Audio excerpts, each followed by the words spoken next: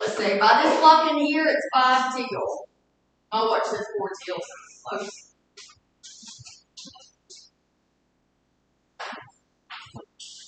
We need to hear that. Okay.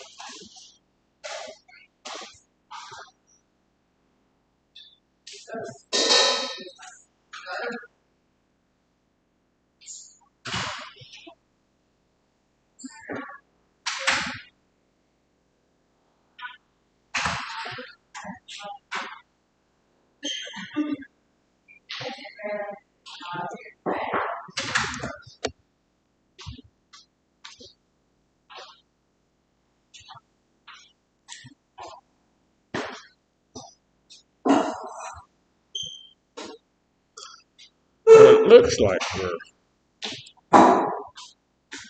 we're okay.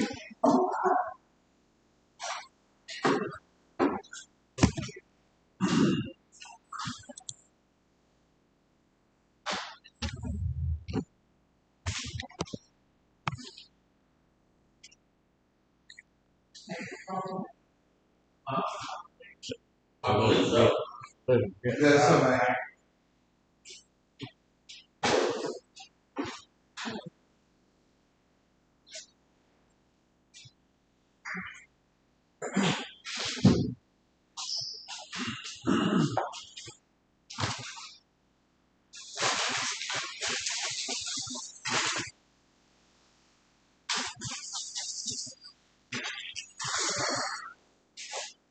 Hey, Doc.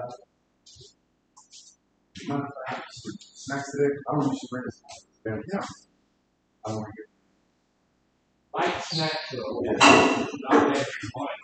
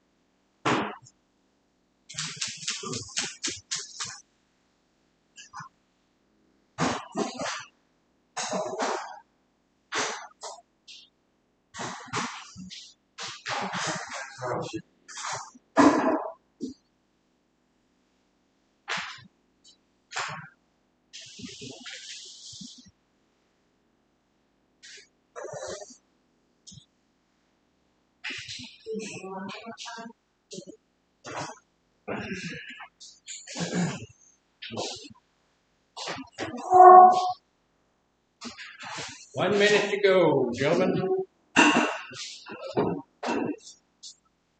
And ladies.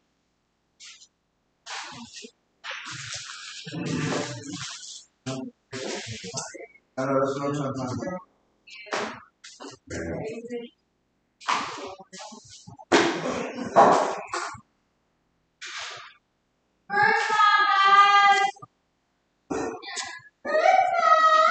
Oh, Lord.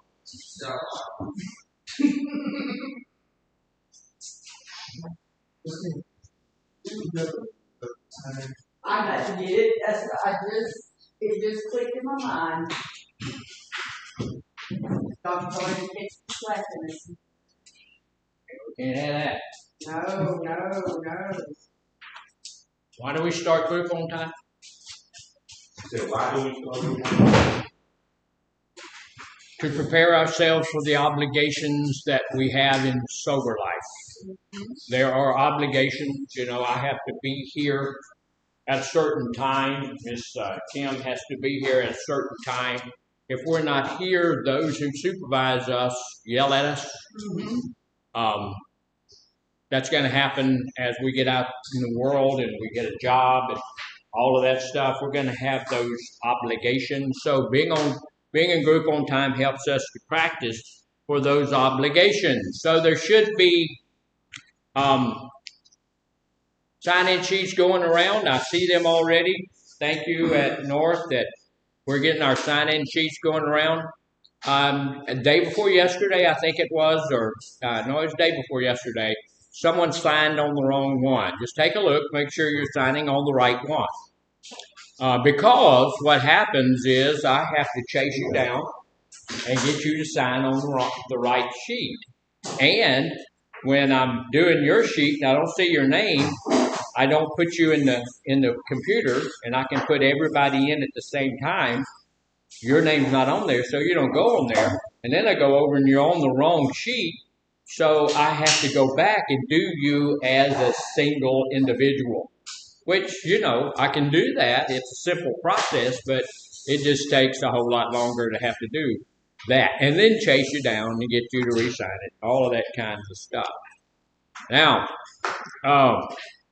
I do want to I haven't checked at North yet, but I do want to appreciate South here quite a bit this morning. Usually when I get in the morning, the first thing that I do is read all of the incident reports that came in from the night before. I didn't have any today, so that's a really good thing. That means we had a pretty successful night, so thank you for that.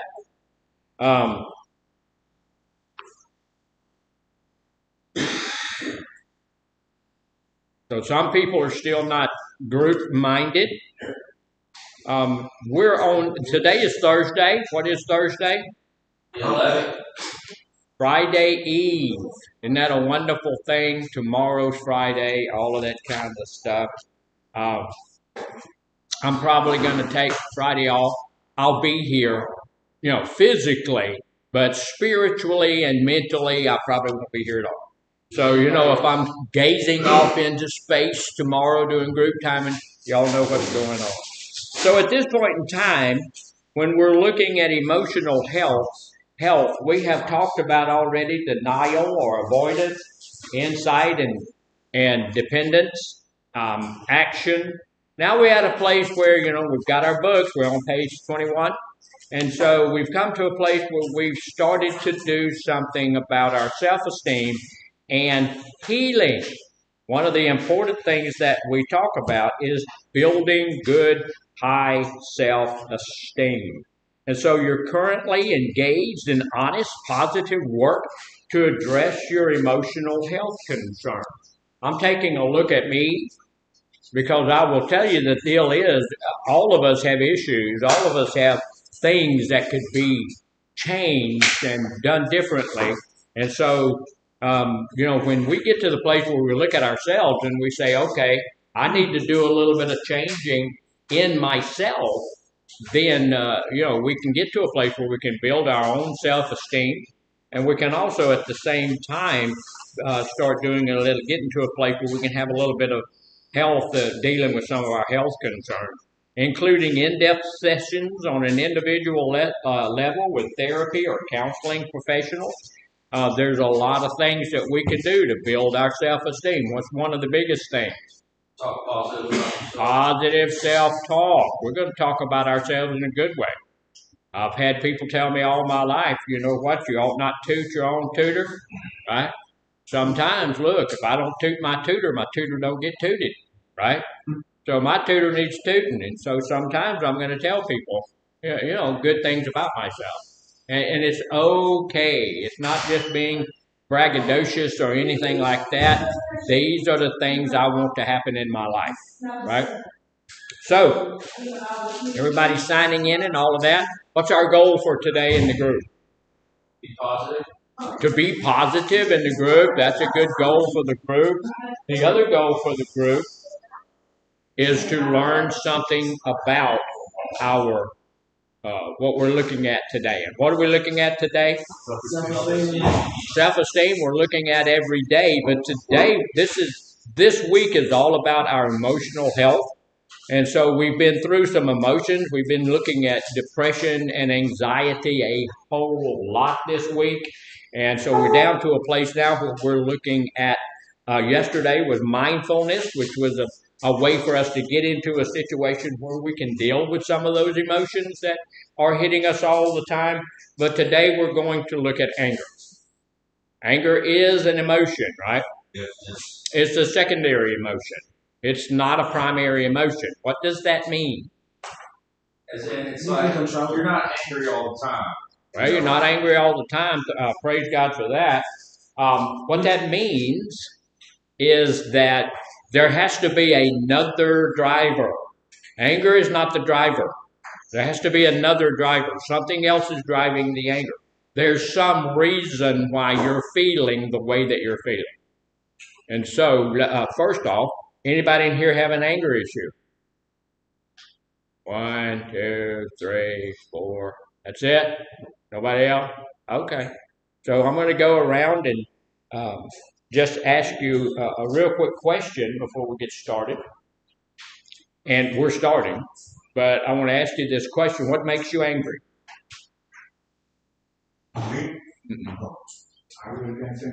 Can't think of a thing that makes you angry. I saw you a little bit ticked off yesterday, but you don't know what made you angry yesterday. That's your opinion. No, it is. It is. So, yeah, what makes you angry? Like when someone disrespects. Somebody disrespects you, that makes you angry.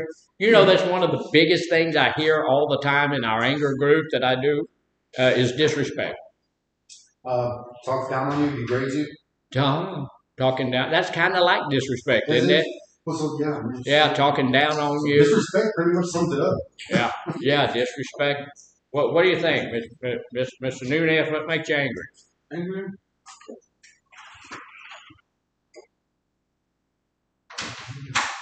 I don't know. I don't really get angry much. Well, when you do get angry, what do you think? What do you think caused it? Okay. What makes you angry? When working with somebody and they don't. When people don't do their part. Yeah, I understand that. What makes you angry? When I hold resentment. When you hold resentment, what makes you angry? Being lied to. Being lied to? Being lied to? Like when I tell you I'm going to bring you donuts and I don't? Yeah. It ain't Friday, dude. It's not Friday. So you can't get angry about donuts until tomorrow. Tomorrow you may have reason, but, you know, what makes you angry? People that are self-obsessed, they never shut up and they always talk about themselves. I'm sorry. I'm sorry. He said people who are self-obsessed, they just talk about themselves all the time. Look, I'm sorry. When you are who I am, you have to do that. They never shut up. They're never happy. They're always complaining. Yeah. Right. Yeah. So, Mr. Jackson, what makes you angry? A lot of people. A lot of people? Yeah. Not some of their actions, the people themselves. Just you see people and you get angry? Sometimes. Okay. What makes you angry? Life in general. Life in general. Wow, that's hard. What makes you angry? Lies to anybody that disrespects me. Okay. All right. Okay. So there's a lot of stuff in here, and a lot of it is different and all of that kind of stuff. So let me ask you one thing. How are everything that we talked about, how is it the same? How is it similar? It's all external. What is It's all it? external, it's all emotions. It's all emotions. It's all eternal, or internal, rather, not eternal. It's all internal. What else is there? What is it? They all require a driver, outside force to create it. An outside force has caused some. One of the big things that I like to share with people is they're not true. All of those things that we have said make us angry, they're not true. Why can I say that? Because you're in charge of your own emotions. You are in charge of your own emotions. Nothing can make you angry. You can't be made angry. Like we said, anger is a secondary emotion. So what that means is that you personally, you have to choose to be angry. And you have to stay angry. I mean, you have to choose to stay angry. If you're still angry about something that happened yesterday, that's not a good plan. Anger, once you get to that place of anger, it's going to bring you to a place where it's harmful for your body. It is physically harmful for your health. It's harmful for your physical health, and it's also harmful for your mental health, social health, spiritual health, and all sorts of other health that we deal with in this program. So we need to understand that when I'm angry because I want to be. Yeah. I want to be. What we do is when we get angry, we do some things that are not usually a good thing to happen for us or for the people around us. And so we want to have something to blame for our bad behavior. And one thing I tell people all the time, and I do believe it's true, is there's always a good excuse for bad behavior. I can always come up with an excuse for the reason I'm doing the bad things that I do. I've been in my recovery a minute, but I was in my addiction for a long time, and I always had a good excuse for me using, right? Had some anger issues. That's why I went to school to learn something about anger. But I always had a good excuse for yelling at people. Always had an excuse for going to my hands. Always had a good excuse for bad behavior. So one of the things that we've looked at this morning as we went from person to person said, what made you angry? What was that? What were we discovering? Myself. We were discovering some things about ourselves. We were discovering our good excuse for bad behavior. I don't like people disrespecting me. Okay, I can understand that. Who gets to decide what disrespected? You. Yeah. Or yourself. Yeah. We may look, something that's disrespectful for some person might not be disrespectful to another person. And this person is going to get angry about it, and this person is going to just deal with it because, as we said yesterday, what you think of me is none of my business, right? And what I think of you, again, is reciprocal. It's none of your business what I think of you, right? Now, I think that every one of you are just great people. I would adopt all of you if my wife would have let me bring you home. But she won't let me bring you home because if I bring you home, that means there's not room for another dog at the house. And she likes dogs more than she likes people. So, but that's the thing when somebody comes up and says something that you feel like, you think, like you said, your opinion, that is disrespecting you. And they may be really deciding that that's exactly what they want to do. They want to disrespect you. Okay. At that point, I make the choice. Okay, this guy's disrespecting me. This girl's disrespecting me. This supervisor, this counselor, or this whoever it is, this police officer, the judge, whoever it is, they're disrespecting me at that moment. I have a choice of how I'm going to respond to that. I can get angry. I can get angry. I can do that. So can you. It's a human emotion. We can all get angry. The very first thing we need to do when someone comes in and disrespects me, I'm going to have to look at what the consequences are going to be for who? Me. Because the consequences for that person is not going to be what the consequences for me are. So I'm going to have to look at, and that's what I should be looking at. What are the consequences? Because consequences, look, they just don't pretend to use. That's not the right word. They're just not your consequences. They take consequences out That covers your family, covers your kids and your wife, covers your employer. You know, if somebody comes up and says something nasty to you and you get really, really offended by that, and then you decide to go to that anger place about that, and you decide that, you know, the best choice of action that I can take is to punch that guy in the face. I'm going to dot him real good, or I'm going to dot her real good. What happens? Sometimes nothing. Sometimes there's no real huge consequences for that. Sometimes police come. Sometimes you go to jail. Sometimes your wife doesn't have her husband at home. Sometimes your children don't have their dad at home. Sometimes your employer can't count on you now because you're sitting behind bars. But you did what you felt like you had to do, right? The other way is I can think, okay, I don't appreciate this. I don't like this at all. But I'm going to remain in myself.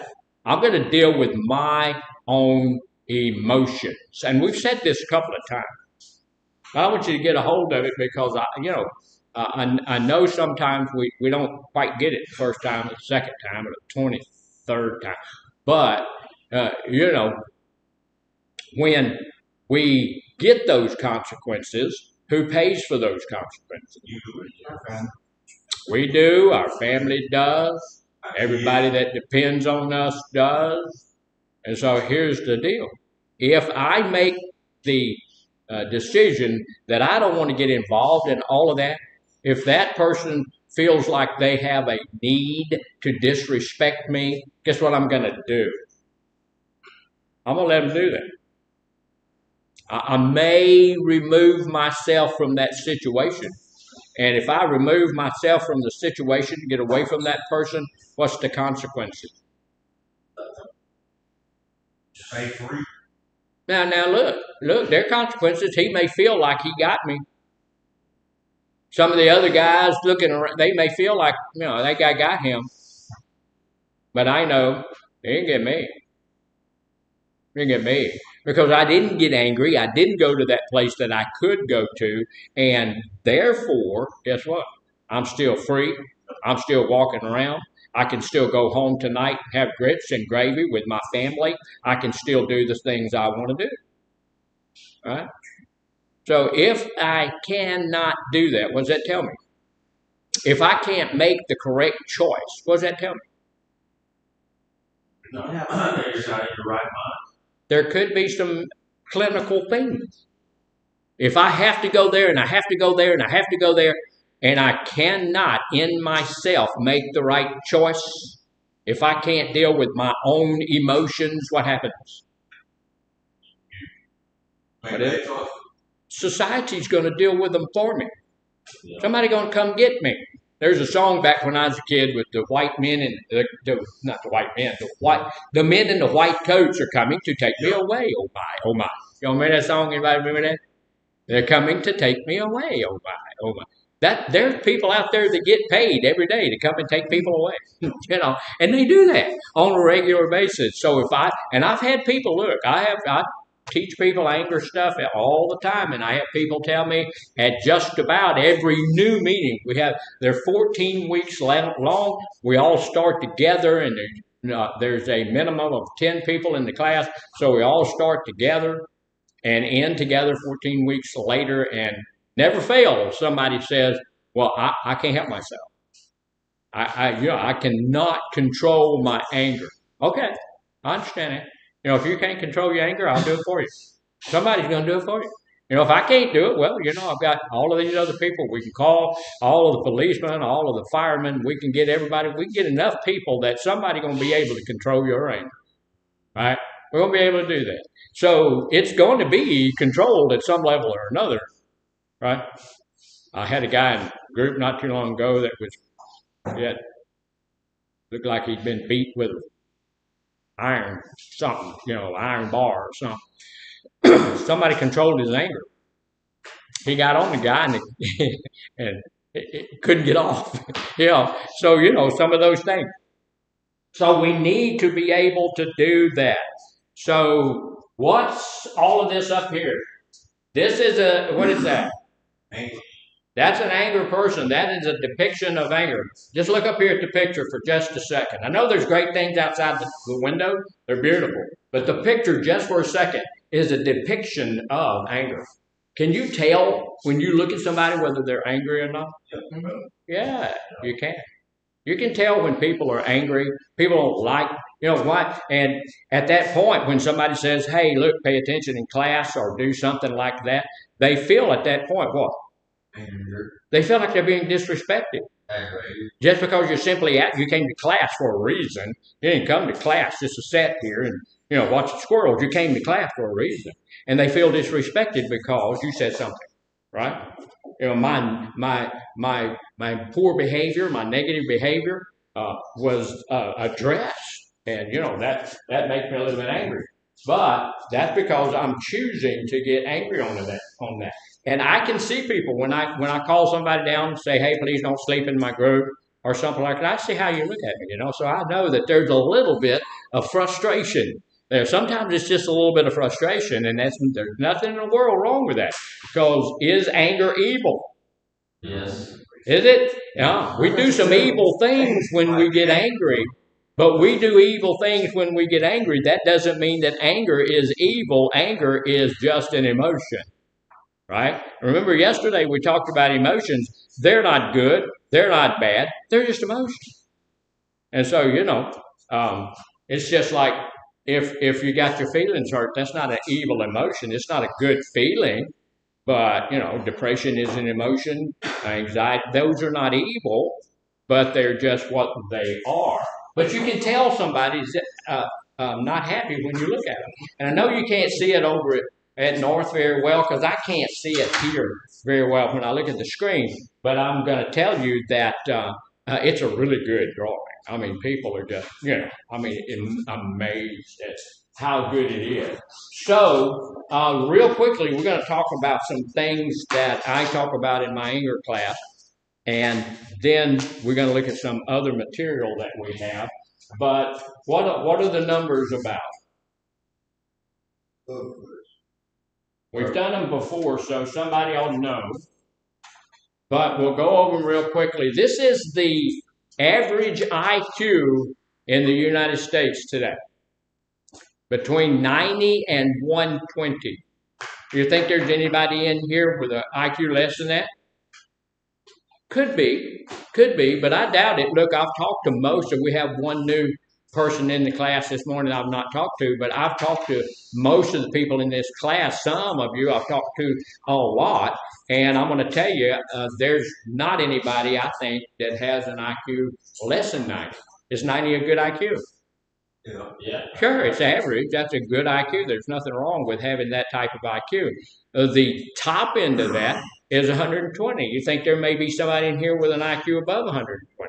Yeah. Could be. Mr. Jackson back there said, "Hey, I've got one. I've got it. What's your IQ? Really, I don't want to go that. You don't want to put it out there? Okay, all right. So you don't have to. So most people are between 90 and 120. Now here's the deal. There's a lot of people that have IQs that are way up there. Yeah, So what are these numbers here?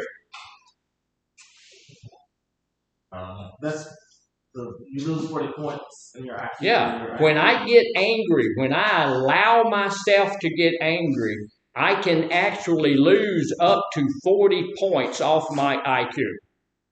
That's an amazing thing if you think about it. Now look, it's not always the same with everybody. Somebody might lose 38 points off of their IQ. Somebody else might lose 50 points off of their IQ. But every time we allow ourselves to become angry, this is why I work very hard not to allow myself to get angry, no matter what you do, no matter what Miss Kim does to me, no matter what. I'm not going to get angry about it. I get frustrated. And there's some, and sometimes I get to that place where I'm just about to get angry, and I know I have to do something about this, because if I allow myself to get angry, if I make the choice to get angry, this is why men women, all of the people in the. It's why we get into fights. This is why we do crazy, nasty stuff, because our IQ, when we get angry, our IQ actually drops an average of 40 points. So here's the deal. If my IQ is 90, which is a good IQ, and I lose 40 points off of it, how much is my IQ now? What is it? 50? All right, see, that shows that we got good IQs in here because immediately y'all had that math all figured out.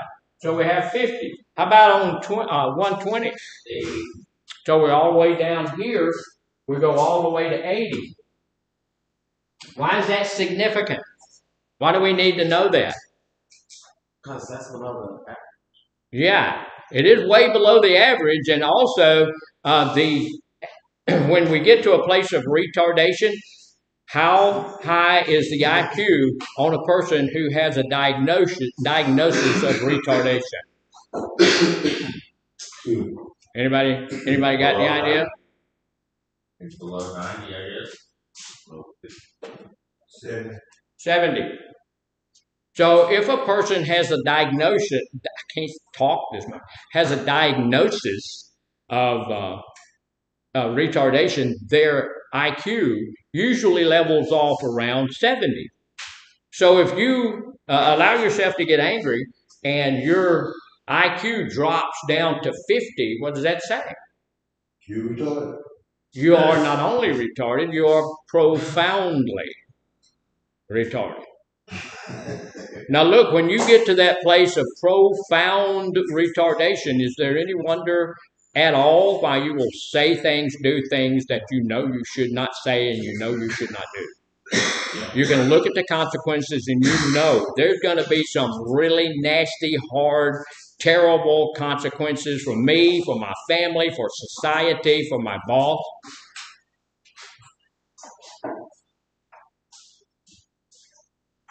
Then we know that, this is a place I really don't want to go. Here's the thing. This is one of the reasons I stopped drinking. I want to be in my right mind all the time. Right?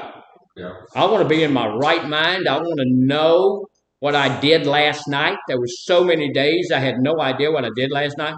I want to be in my right mind all the time. So I'm not drinking anything to take me out of my right mind. So I'm going to be in my right mind all the time. Not going to let alcohol or marijuana or anything like that take me out of my right mind. I'm also not going to allow anger to take me out of my right mind. Yes, sir. And everything in studies to correlate, like when you're drunk or under the influence, if your IQ drops or anything like that. I haven't done that study. That's a good question. Mr. Darnell was asking if there's any correlation between having alcohol or drugs in your system and your IQ. I will tell you that I did things while I was drunk that I would never do sober. So I would bet that there is, but I have just not done that study. I will do that study if I can remember to do it. But I would just about bet that there is, because some of the things that I've done when I was angry, it was bad. I have lost jobs over being angry. I have lost friends over being angry. I have lost teeth. See, I have all my teeth, but I had to buy them from the dentist. And, so I have lost teeth over being angry. Because when you get angry, you do goofy, stupid stuff, right? So what do we? How about if you're at 120, you have an IQ now.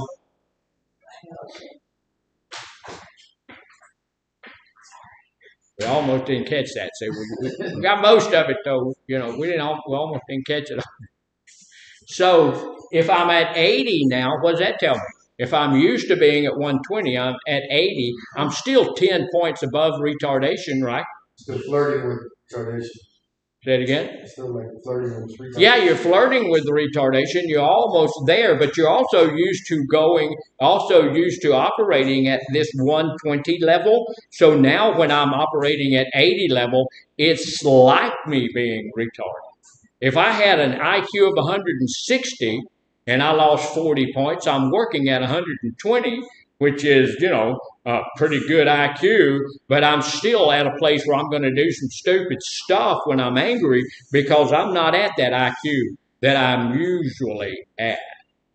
One of the statistics is that people with an IQ above 140 are seldomly angry. People with that high IQ, they don't get angry. Why do you think that is? Because they know how to control it. Well, they have they have a level of intelligence that tells them that I don't want to lose control of who I am. That doesn't mean they're not firm. That doesn't mean they don't get frustrated. That doesn't mean all of that stuff. Mr. What's his name? Elon Musk has an IQ of about 180. Every time I watch, he's shooting those ships up, and they just fall over. You don't think he got frustrated about that? Of course he did. He didn't get angry about it. He got to work about it. Got to change. All right, so we're down here. So here's the big deal about that. I need to be at a place where I deal with my own anger so that I can not go to this place. Is there any reason that you should ever get angry? Yes. Yeah. There are some things that I allow to make me angry. But even on those things, you know that you are allowing it to happen. A couple of the quick things about that is that anger should be a temporary thing in our lives if we allow it to come into our life. First off, we should be very cautious about allowing anger to come into because there are going to be consequences. If you'll think back at the last time you got very angry, did it turn out well? Not usually. Not usually. I actually, I've had people tell me, yeah, I got angry, my wife, and it turned out perfect, man. Okay. So what was the really good things that, well, I divorced her. Okay, well, if that's your goal in life, okay. That to me, that doesn't sound like a really good outcome. So most of the time when we get angry, there's not a good outcome to it. But if you read the Bible or anything like that, it tells us in the Bible what about anger? What about it? James said, have righteous anger. Yeah, have righteous anger. There's some righteous anger. It also tells you not to let the sun go down on your anger. So what that's telling us that anger should be a temporary event. If you allow yourself to get angry, you have to have an exit strategy. You have to be able to get over that, even if the anger that you're getting into is righteous anger. What would you think would be righteous anger? What is it? Somebody would kill a family member. Somebody kill a family member. Catch your partner cheating. Catch your partner cheating. Some of that. Can we say that again? Somebody stealing from you. All of that. I don't know. Some of those are, I can understand all of those. Yeah, doesn't necessarily make it righteous anger. Righteous anger is something that is happening to somebody else. Racism is something I allow myself to get angry over. I don't truck that. I don't like that at all. Sexism is something that I allow myself to get angry over.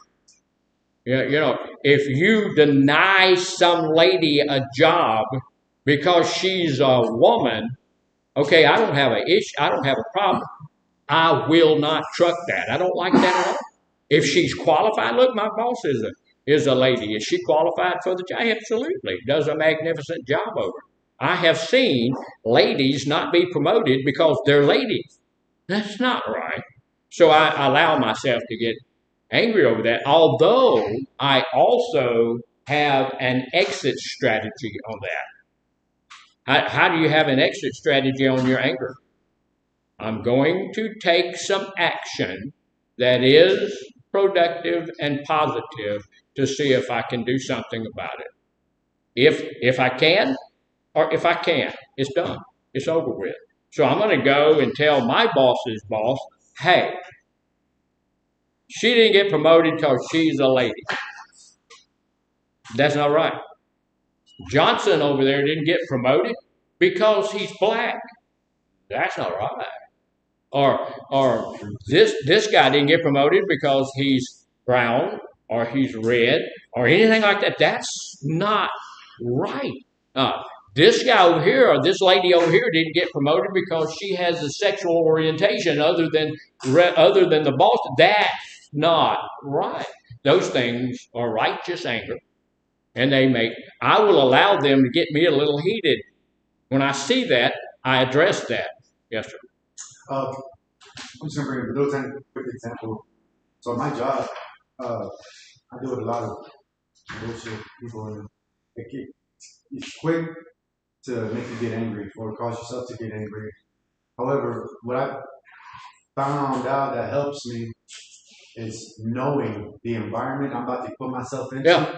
So I'm already training my mind before I go to work. Sure. Like, this is what might happen. This what might happen. This person might piss me off. This boss or I might mess up on something. I'm already thinking of ways to like control myself already.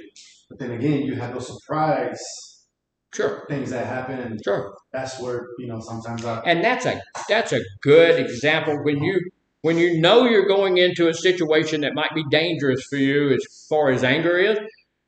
Pray yourself up, make yourself up, get decided. Hey, this is how I'm going. If John comes over here and tells me something nasty again, this is how I'm going to respond to that, or I'm going to try to get somewhere where I can work without him. I'm going to do all those things. I will tell you, I've told you guys before, I'm a perfectionist. Everything needs to be a certain way. I'm working on some reports I have to do right now that I just can't get it done. I'm working on it. I can't get it done. And that is causing me some frustration. But I'm not going to allow that to get me to a place of anger about the fact that I have to do them. All of that kind of stuff. So just like you said, I'm preparing myself mentally for what I'm going to have to deal with emotionally. So because there are consequences, and I need to make sure that I understand that. Now look, we looked at all of the different things that we assumed made us angry. So what is this? An empty jar. A jar, it does kind of look like a jar. It's not a jar, though. It's a, that help? Tombstone? a bottle. No. This is the anger iceberg. I know y'all seen the anger iceberg before. And I know that, I don't know, you guys were telling me what a fantastic IQ you had and all that kind of stuff. I don't know if I believe it now because y'all can't even tell what an iceberg is. That's an iceberg. So what is that depicting? Do what? What is it depicting? What does that mean? As in, like, an iceberg is like 75% underwater and only a portion of it's above water. Yeah. So we can see your anger. We know you're angry. It ain't hard to tell somebody's angry, right? Not hard to tell. It's not hard to tell when somebody's holding a resentment toward you. If you say something to them on Monday and still on Thursday they're looking at, so they're still holding on to that. That's because they enjoy the feeling of having anger in their body. Because for some people, it makes them feel important. For other people, it makes them feel right. For other people, it makes them feel powerful. Okay. Just makes you ugly and retarded if you let it come. But here's the anger iceberg shows us, look, we talked about anger being a secondary emotion. That's not the first emotion. That's not what's wrong. When we take a look and he said something to me and that made me, no, it didn't make you angry. He said something and then you decided to be angry. So we got to go back and figure out what the real emotion, what is the primary emotion that drives the secondary emotion that lets you get out of control of your emotions. So what's that primary thing? What do you think it is for guys? What's the biggest deal for guys? Ego, Yeah, ego, pride. pride, ego, all of that stuff. The biggest one for guys, and I wrote up on the board, ladies, that the biggest thing for guys is fear. You know, I have guys in my anger class, they'll tell me all without doubt, there's going to be somebody there that looks at me like I'm a piece of slime that they found on the bottom of their shoe. I ain't scared of nothing. I ain't scared of nobody. Yes, you are. You're afraid right now of me finding out that you're afraid right now. You're scared to be in the group. You're afraid to be around all these other people. You're afraid of what somebody here might find out about you. Yeah. You're afraid of all that stuff. You're afraid to be truthful. You're afraid to come out and say, hey, that hurt my feeling. We're afraid of our own emotions. I'm offended. Yeah. I'm going to get to that place because, here's the deal. Emotions, anger, the angry emotion is an easy emotion to deal with. I mean, that thing comes right out there. We allow it to come. I've had people tell me that, what you're telling me, that it's a choice that can't possibly be so, because when somebody says something to me, I get angry right away, and then I go to my hands and I start whooping on them. Okay. It may seem like it goes quickly, but it doesn't. You remember us talking about a habit? We talked about habits, and we do that habit because why? That's what we always do. You put your legs in your pants the same way every day. When you got up this morning, you put your right leg in, and then you put your left leg in, except for Mr. Jackson, who said he put both his legs in. And I had a guy tell me one time, that ain't true, because yesterday I put my left leg in. You can change it, but the deal is, it becomes a habit. You do the same thing. So if somebody says something to you, something happens to you, you go out and look. 2 days ago, I looked and the moon was full. Yesterday, the moon was a little less full. Today, it was about half full.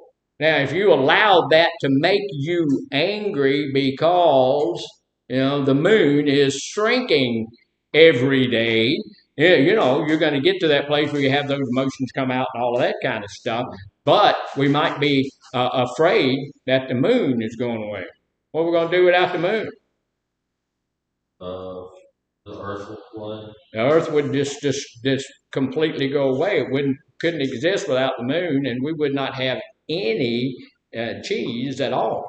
Place would just be shut. So this is what's the biggest thing for ladies? What's the biggest thing that makes a lady an angry woman? Jealousy.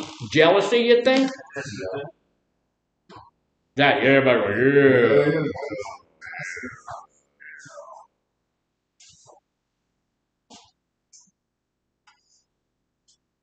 yeah.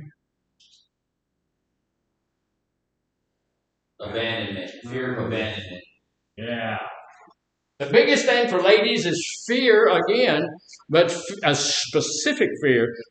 For guys, it's just any fear. If I happen to be if I happen to be afraid of spiders, which I'm not, but if I am, then if I see a spider, what am I going to do? Run away. Run away. If you're in here, and there's about 20 guys in here, and I'm deathly afraid of spiders, and a spider comes walking down the floor, what am I going to do? Leave. He said, I'm going to leave. Well, we lived in South Texas for a while, and they have tarantulas down there. And my son called him a tarantula. They call them Mexican reds. And it's big old, and they're not poisonous. They don't bite. They don't do, but man, they will, when you see one come crawling at you, you want to leave the place. No, most of the time when we see that thing, we're not going to respond in fear. I don't want my colleagues in here to know I'm scared of no spider, so I'm going to get mad. Who am I going to get mad at? I'm going to get mad at the facility. I'm going to get mad at Mr. Farmer. I'm going to get mad at Mr. Garner. I'm going to get mad at my counselor because they let a stinking spider in here. This ain't no place. I'm going to pack my bags and I'm gone. They don't. And then maybe if I get an opportunity, I'm going to take that spider's life. right? I'm going to become a spider murderer. I'm going to end his existence. Because I'm scared of the stupid thing, but what I'm going to do is allow other people not to see my fear, but to see my anger and my commitment to the death of spiders everywhere. What's the fear of spiders? What is the scientific name for this? Arachnophobia. What is the fear of people? Xenophobia. What is it? Xenophobia. Xenophobia. And that's usually the fear that guys have. Xenophobia. And there's one more phobia, xenophobia plus. What does that mean? You just Afraid of the X-Men. hate people. Afraid of the next man. Afraid of what people think of us. We may not be afraid of people. Physically, I'm not afraid of anybody. Anybody here ever been in a physical altercation? Yeah. You live through it. Obviously, you're still here. I do not like getting punched in anything. There's not a part of my body that desires to be punched. If somebody out there thinks today that I would like Dr. Garner would love to be punched upside his head, no, wouldn't. This is not true. Or he would love to be punched behind the back. No. Love to be punched on the leg. No. I went to a friend's house one time, 12-year-old son. 12-year-old son loved me. Good kid. Walks up, punched me in the leg. Bruised for 3 days. I don't want to do any of that, right? I don't need any of that stuff. So if you're thinking today that, hey, Dr. Garner would thoroughly enjoy that. No, I wouldn't. So that's one of those consequences. I'm not scared of anybody physically. I got my game, you got yours, but here's the deal. I don't want to get into that because even if you win, what? You're going to get something hurt. Most of the time, even if it's just your hand, you're going to get something hurt. So I'm not into getting anything hurt. So those are the two main things. Fear and ladies, fear of abandonment. They feel like they're going to be left alone. Will they tell you that in your anger class when they come to anger class? No. They do just like we did in here. No one in here said, well, when I'm scared, I get angry. No one did that. We don't recognize that to start with. So when we're getting angry all the time, and I've seen folks in here get angry on a daily basis. Every day they're angry about something. People say, well, he said, well, but he said, and then this and that. Miss Kim did, and the food, and angry on a daily basis. So instead of dealing with what the issue is, we're choosing to use anger to mask whatever the issue is. Now, there's a lot of other issues because every emotion that we have that we look at in a negative connotation, no emotions are bad, but every emotion that we have, we can look at them in a negative connotation and then use that to get angry. So some of them are, how about when I'm sad? When I'm sad, I don't want everybody to know I'm sad. I don't want everybody to know I'm sad because my dog ran away. I don't want everybody to know I'm sad because my wife ran away or my husband ran away. I don't want everybody to know I'm sad because all my children are ugly. I don't want anybody to know that. So instead, I poke your chest out and talk bad to people. So how about when I'm lonely? These two kind of go together. When I'm lonely, nobody loves me, everybody hates me, I might as well go eat worms. I just can't get a productive, positive relationship going in my life. So, I can get angry about that. What's wrong with me? Oh, dude, you ain't got time. I can tell you a few things. That's wrong with you. Because the same thing's wrong with you, wrong with me. So I know personally, And so we've got some things that, okay, there's some things that'll make us angry. Overwhelmed.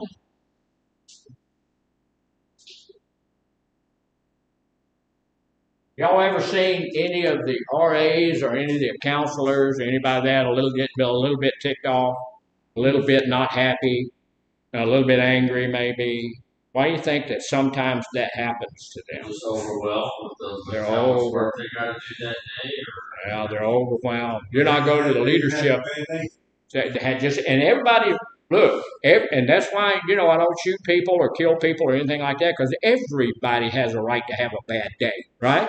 They do. Now, you shouldn't have a bad month. You shouldn't have a bad year. And if you do, get away from me. And if you're having a bad day today, I understand that. Everybody has a right. I have bad days. I'm going to tell you something. I'm going to make you a guarantee. I'm going to make you a promise today, both here and at North. When I'm having a bad day, I'm going to go in my office and talk to my Lord about it and all that kind of stuff. Maybe talk to my boss or something. But I'm not going to take that bad day out on you. Right? And if you're having a bad day, don't take it out on me. It ain't my fault. You're the one having a bad day. I didn't do it. I've had people tell me, it's your fault. No, it's not. As you choose to respond to what's going on, you get to make the choice of how your day is going. Look, I'm frustrated right now. Sometimes I'm frustrated on this level. I'm frustrated up here today. I figured out this morning at about 4 o'clock in the morning, I'm working on my computer at home. I figured out how to do one of the things I need to do. Said, all right, that's great. No, I had to download, I had to get a program down that I could work on this. I have to do a bulletin. That bulletin y'all get, we trade off who does it. This week's my turn. And it's the first time I've ever done it, and I couldn't figure out how to type in it. I got a template, but I couldn't figure out how to type in it. So I finally figured out if you download it, move it over here, then you can do all of that stuff. So this morning I said, I got it. Then I have this other report that I have to turn in to Mr. Farmer, and I said, I'll do the same thing. He sent it to me, and I downloaded it onto my workspace and all of this kind of stuff. Got in there. I typed up a big thing this morning before I came in here. 4 or 5 paragraphs, it's a pretty good sized little thing. I'm feeling good about it. And when I click save it, it didn't. It's gone away. So now I don't know. Okay, so that's frustrating. So I lost all that. So it's a little frustrating. So I didn't allow myself to get angry over that. Used to I would, and we do this thing in Columbus, which is a program. And sometimes you hit the wrong button, or if they cut off, we have people come in that's working on the electricity or stuff. They'll turn it off, and they don't come and say, hey. We're going to turn the electricity off, and when that computer goes down, all of that work is lost. That happened over at North a few weeks ago, and the supervisor over at that time lost the whole assessment. And man, you can allow yourself. That's a lot of work. So you can allow yourself to get a little angry over stuff like that. But this is one of the reasons those folks, because they're doing a lot of work. I mean, I know it don't look like it. You through? You got enough? Just for a minute. It's only going to It's only going to be a minute. Maybe we can wait on it. So their issue is that they're a bit overwhelmed. And so when they're short with you, give them the opportunity to have just that one bad day. Now, if somebody's working here, if I'm working here and I'm on your butt every day in an inappropriate way, when you get up and walk out of group, it's not inappropriate. If you read your group rules, it says you can't leave group. You go to the bathroom before group, you go to the bathroom at the break, and you can't leave group. You're not getting up and walking out of group. That's against the rules, and it's in your book. So, I'm not being inappropriate when I say you can't leave group, because you can't leave group. So we shouldn't get really upset about that or anything. But if I do that, look, just know I'm a little bit overwhelmed. We got a whole bunch of stuff going on and all that stuff. And if I look, and I'm sure this will work for all of the people who work here, if I do appear to you that I'm responding to you in anger, talk to me about it. Say, hey, come. What's the deal? Are you angry at me? You act like you're angry at me. All of this, do that. Now, we do have people in this room that have done that. They've come to me and said, hey, man, that wasn't appropriate. And that's okay. That's okay, because we can get together and we can work that thing out, and I will certainly apologize, and so will any other person who's working here because that's not what we want to do. And if they are and they don't want to, then they probably don't need to be here. You know, if we're going to work with people, we need to work with people on that level, right? So one of the big things too is this. This is why.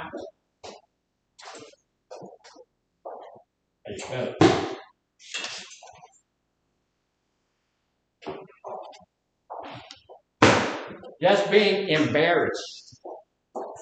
If I'm embarrassed, will that make me angry? Yes. Absolutely not. Hear the terminology. I said if I'm embarrassed, will that make me angry? No. But if I'm embarrassed, I can choose to get angry. I've seen more people get angry because they're embarrassed than just about anything else. Or like put on the spot. Yeah, because and that's why people, when I call them out for leaving the group, or call them out for looking out the window, or call them out for not doing their homework, not bringing their book or anything like that, in a whole group here, you think that's a little bit embarrassing sometimes? It's meant to be. That's meant to be because you're breaking the rules, and you don't have any right to break the rules. But we also, at that same time, can allow ourselves to get angry because of that. Embarrassment is one of the biggest. So, what else? Feeling like we're helpless. Yeah. Are you helpless? Who's helpless in here? There ain't nobody helpless in here. There's nobody helpless over at North. There's nobody helpless. You? I don't know exactly what you just said. Okay. I don't feel like it's embarrassing. You know, I feel like it's constructive criticism. That's my opinion. Say that again to me. I'm sorry. I was speaking about what you did. Yes, sir. I got that part. You left and went to another topic, but I'm going back on the Yes. embarrassment. Call somebody out. I don't see it like that. In my opinion, it was just constructive criticism. Okay. And that's exactly what it's supposed to be. But see, you may be on a little bit more mature level than somebody else that gets embarrassed about it. So, and I appreciate that. The thing is that we all are a little bit different and we respond differently. I've seen people that I call down, and you're one of them, that I call down for doing whatever, and they just say yes, sir, and keep going. I've seen other people that I've called down, they hadn't spoken to me for 3 days. Yes. And constructive criticism, a lot of people can't handle it. It's exactly right. Now, Mr. Roberts said it was constructive criticism, and a lot of people can't handle constructive criticism. Yeah, I really look. Y'all, I want y'all to know this. I really like constructive criticism. Now, who do I want to get constructive criticism from? Everybody. That's exactly. I want to get constructive criticism from everyone. You see, I'm the type of person, if I'm doing something wrong, Yeah. but I don't quite understand that I'm doing something wrong, I would rather somebody correct me and say, hey, man, you're doing this wrong, do it this way.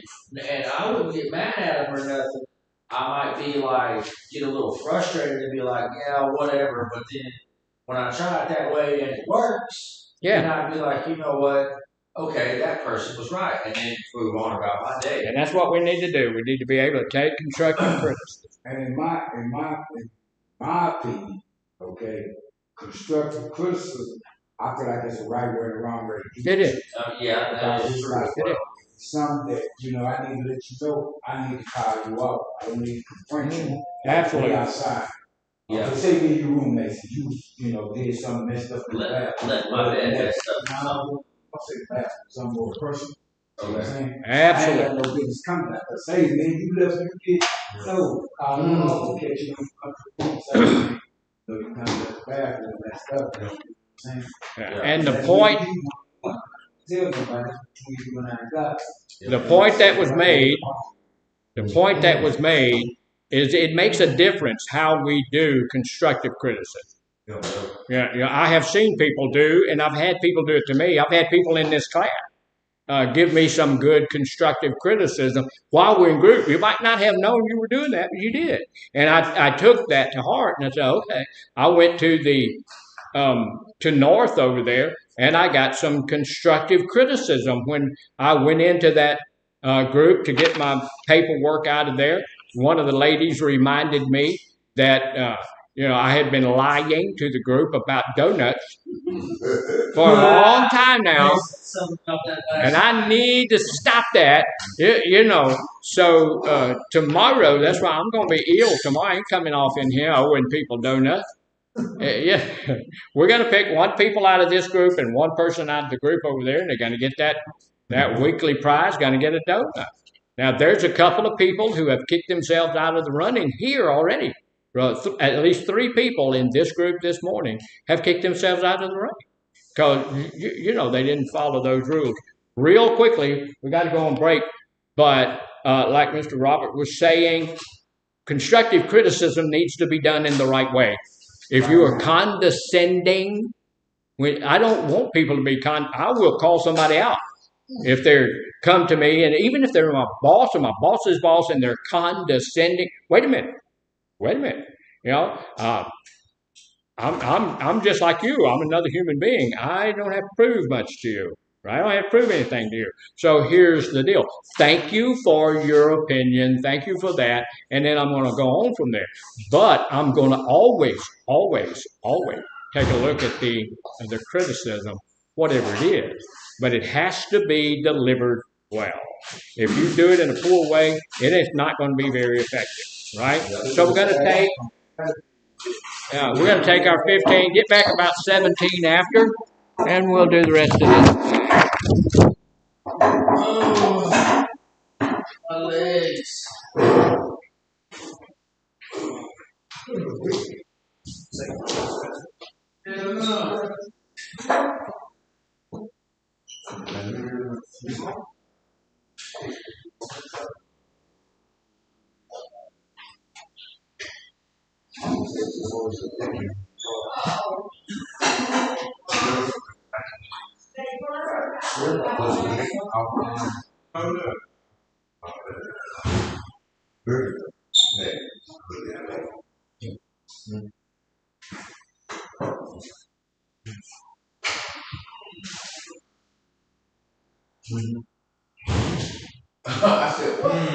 I said, I know that I'm willing to that.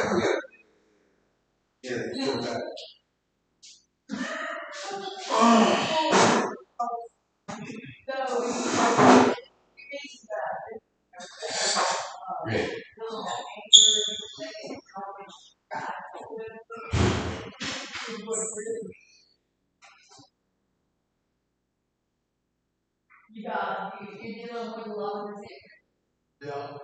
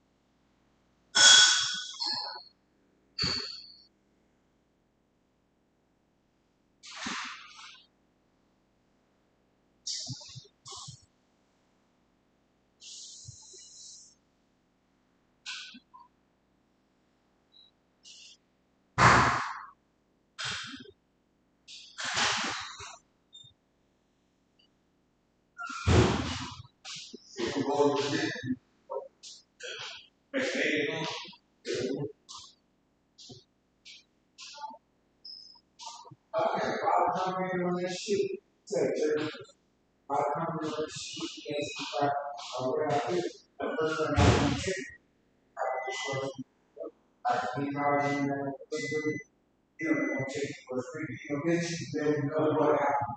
You know what I'm saying? Hey, no, she will be like the kind of notice. I don't know, that's what that way she should be. Yeah, she said, think about it.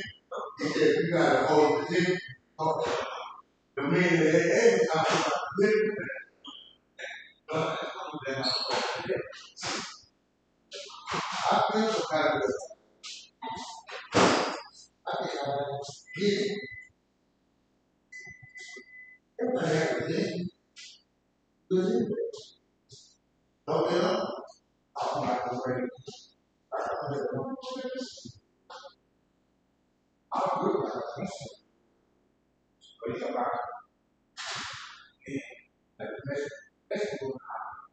I don't know. I'm sure. That's it. That's all you got.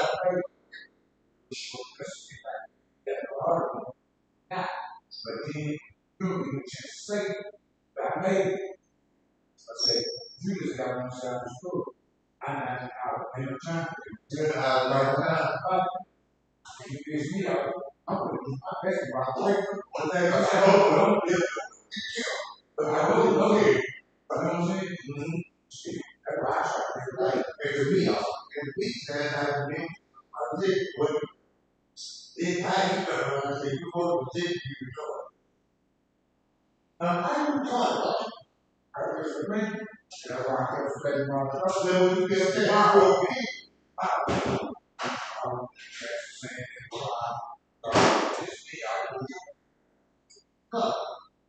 I'll take it right like every day.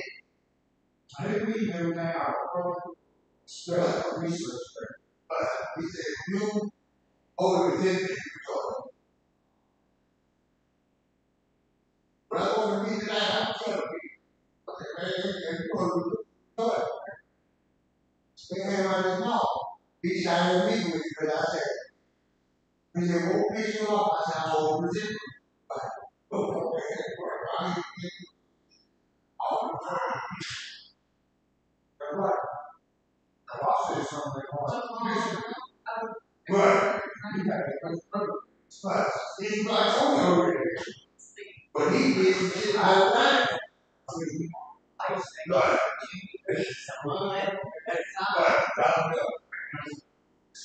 that walk around. So, have you ever walked with him? Absolutely. I'll take it. No, okay. I'm not. No. But I'll tell you what, I've been on statements though, that looking back at it after letting you know, I was hard and holding on to it. But you said, And letting it, you know, he's got funny way of words stuff sometimes. You don't mean no harm. yeah, you know, who said shit, man? You want to It's not even on the uproar. what? No, no. That's what the fuck is.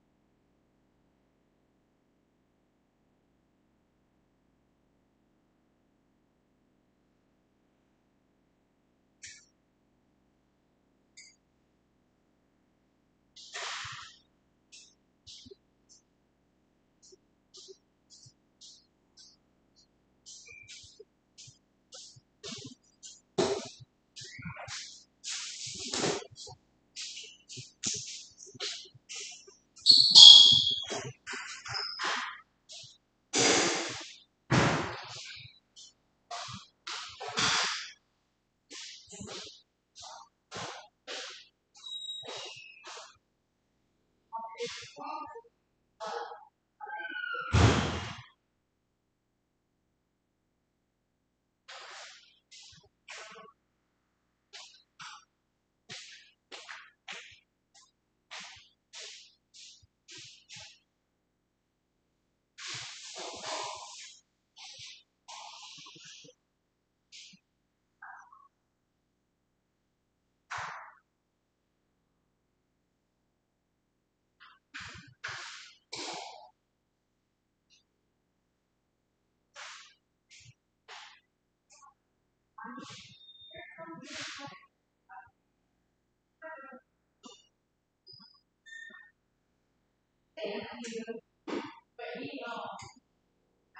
you doing? How are you? Yeah. I got one question for you.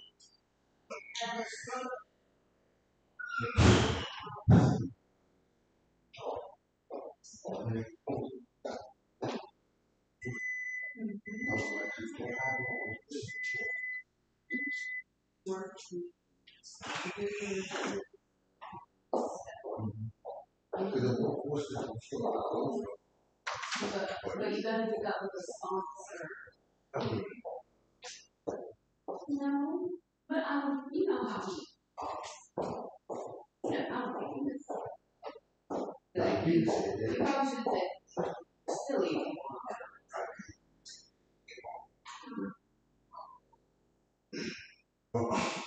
Lucy?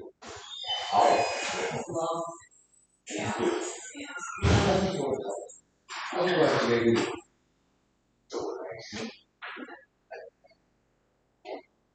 No. Bird is that. Not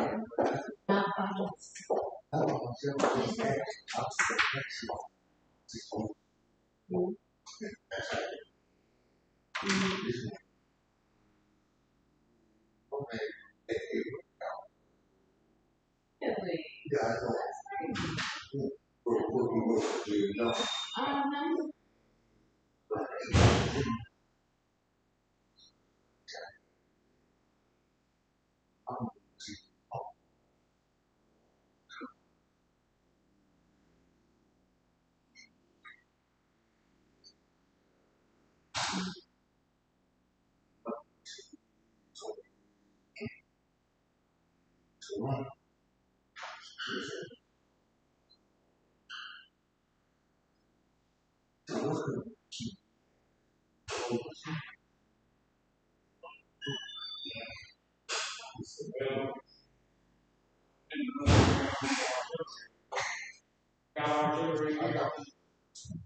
No.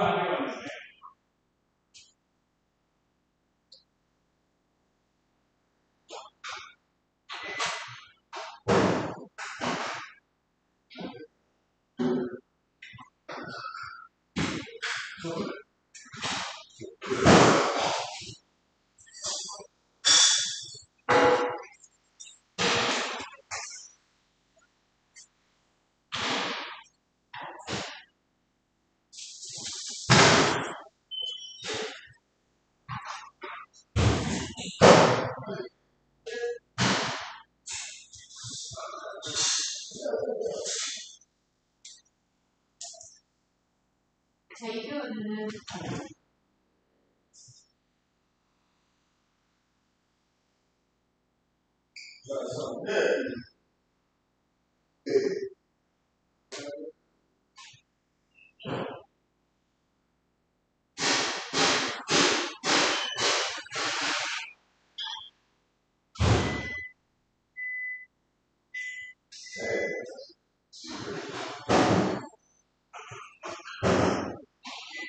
Julia?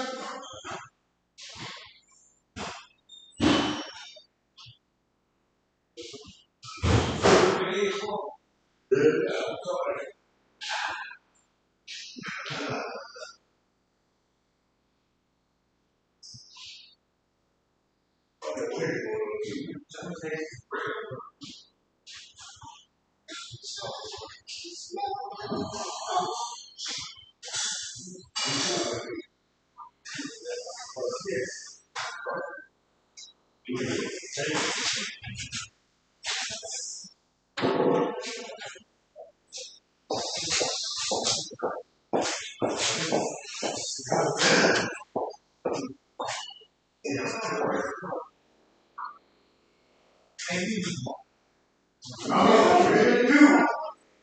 buddy.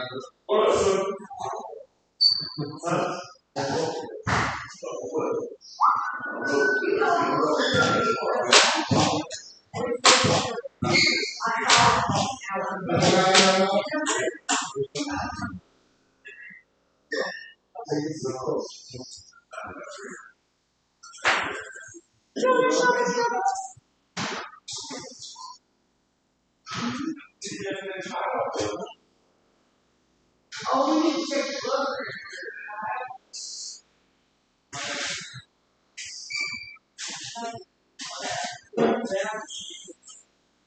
Oh, yeah. Oh, it's bad. Tom, let me get number Thomas. We got to check the blood pressure.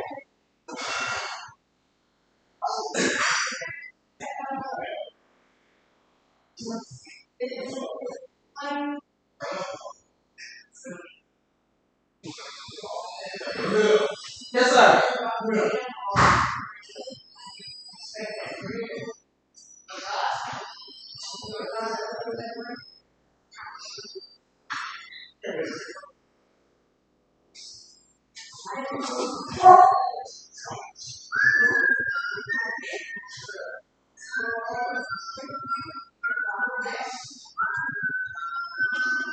One minute through.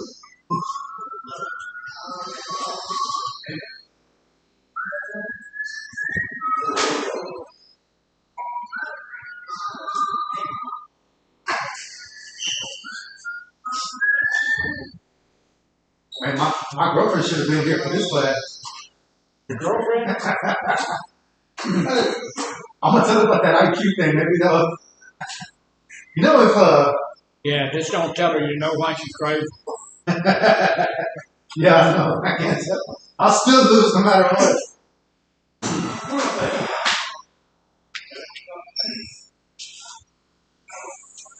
All right. All right, commercial break is over. We're back. We have a couple of other things I want to just share with us on this, the iceberg thing.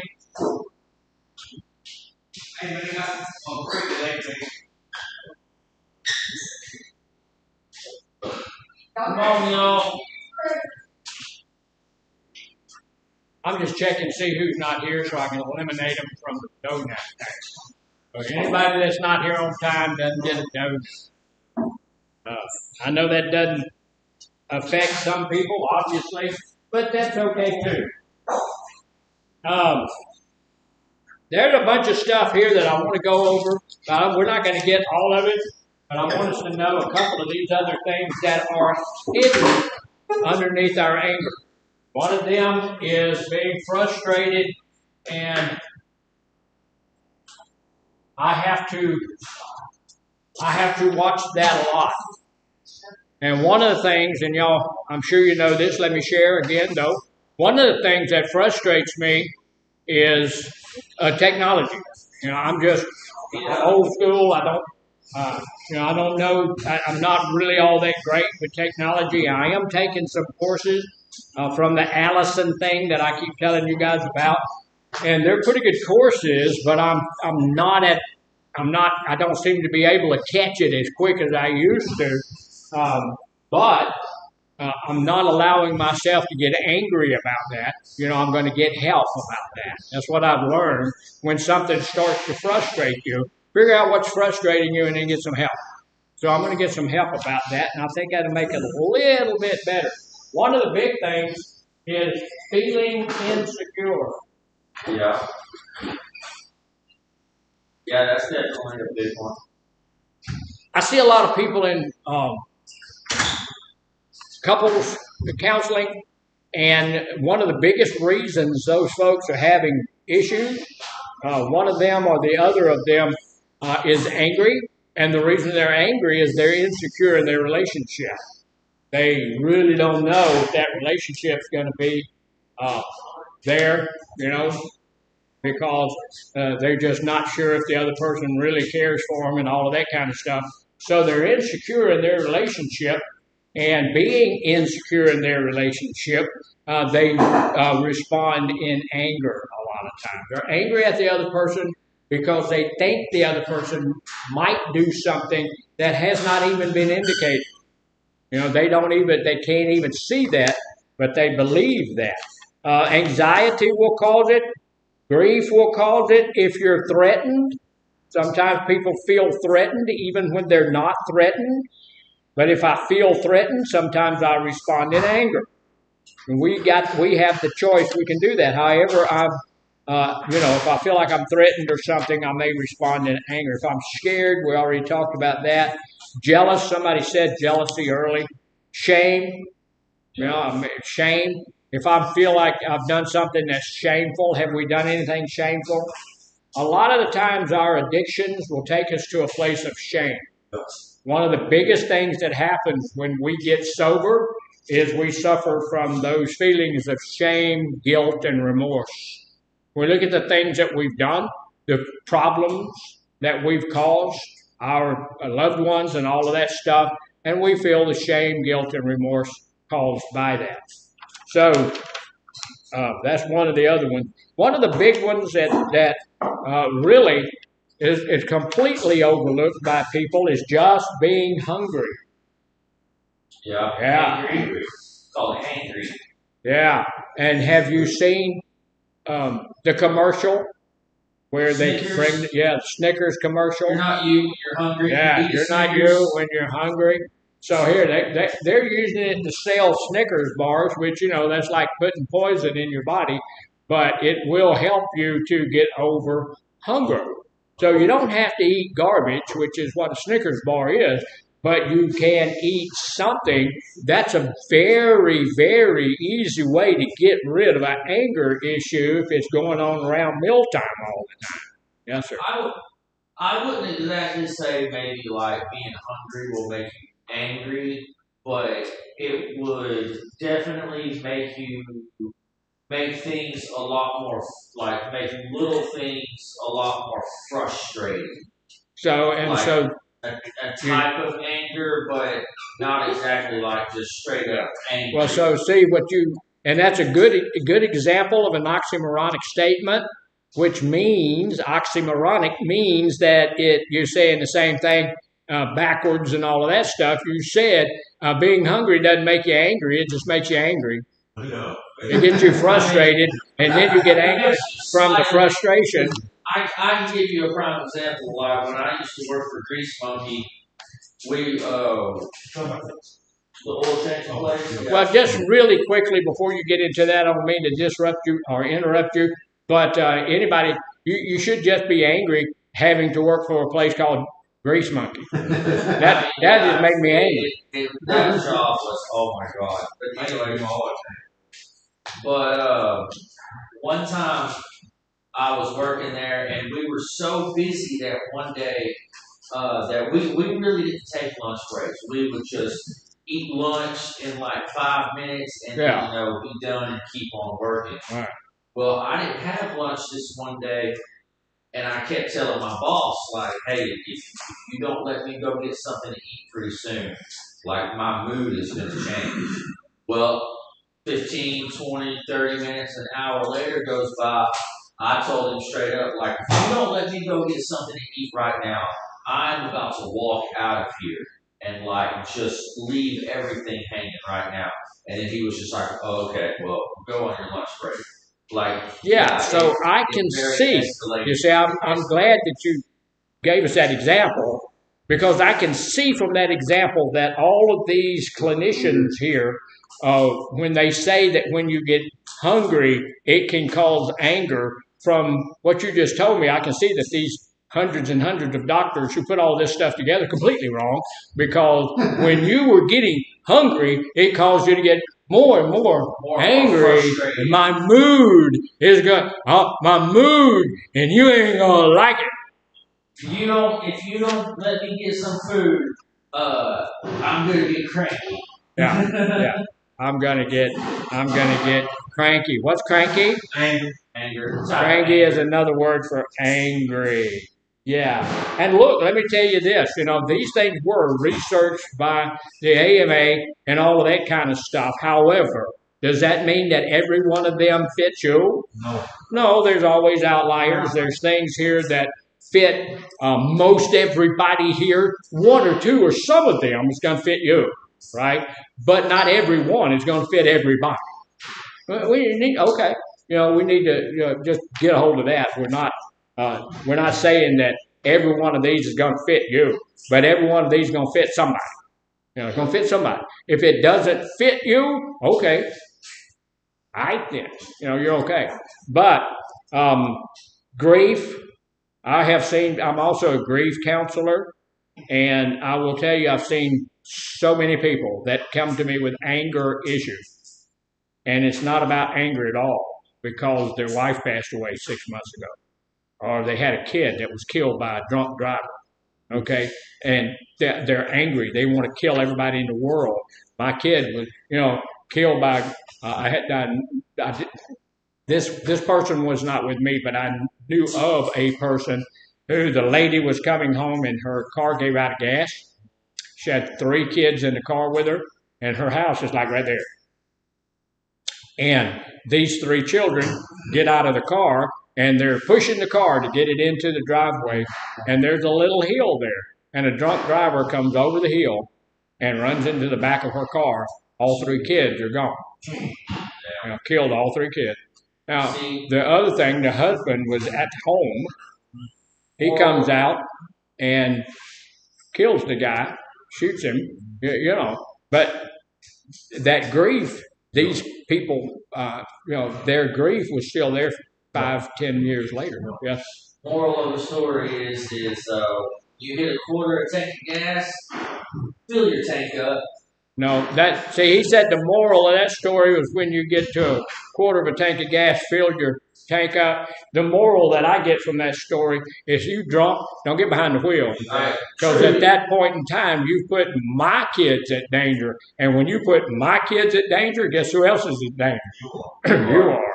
You don't run over my grandchildren. You don't do that.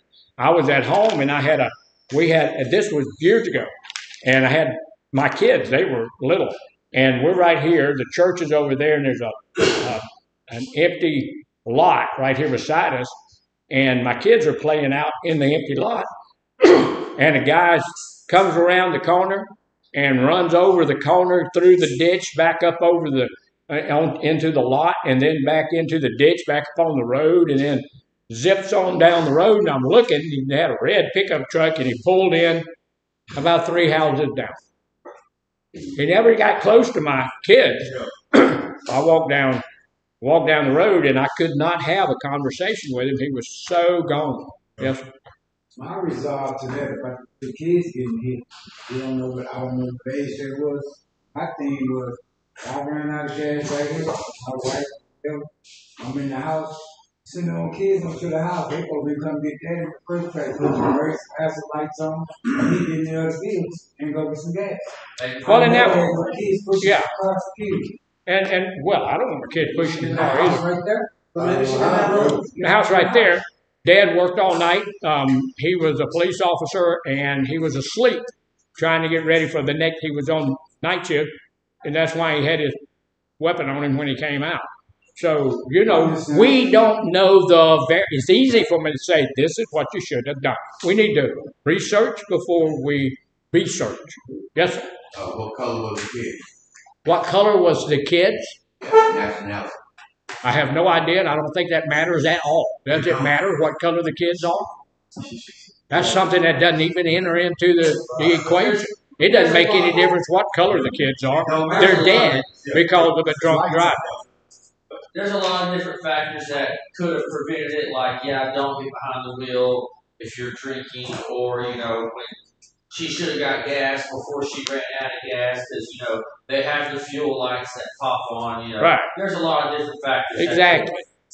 All of those factors, the point behind all of those factors the point behind that is that grief can cause us to choose to go to anger because we feel like how unfair that, and whatever we say, this should have happened, that should have happened. We can always go back and second guess everybody there. She shouldn't have let her kids do it. The husband should have been up. He don't need any sleep. All of that kind of stuff. But the point is that grief can make us an angry person.